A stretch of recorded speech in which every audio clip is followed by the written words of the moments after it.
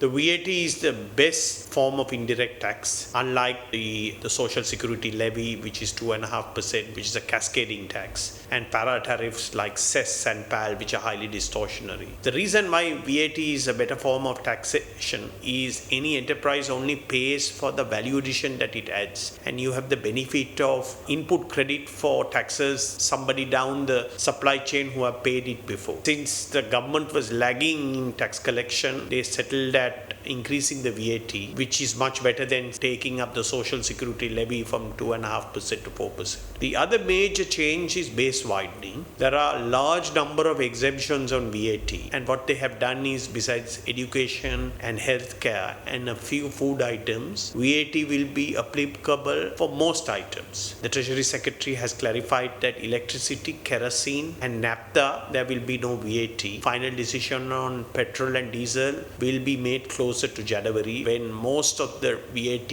is going to come into force. So just to give you an example, a supermarket CEO told me that at the moment 50% of his revenues have VAT. From 1st January it will become 75%. Now, items on which there was no VAT don't necessarily have to increase by 18%, because there would have been VAT on inputs to many of the firms which they couldn't pass on. So realistically it will be more like 7 to 8% increase in retail prices. This is going to be an impact for many households. The items on which VAT is going to come in for 1st January are not necessarily discretionary, they're more staple items. But there are items like mobile phones and electronic items on which there was no VAT, and it has been extended, which shouldn't be of concern to most people because it is the same all over the world, and businesses who have to pay this, they can anyway claim the input credit. So it is going to contract demand, that consumption due to affordability is going to come down, but at the same time large saving that was happening from the state, which brought about the instability, would reduce, because this is an easier form of tax to collect. So again, 2024 will be a year of stabilization and recovery, and hopefully thereafter, that if the policies don't change,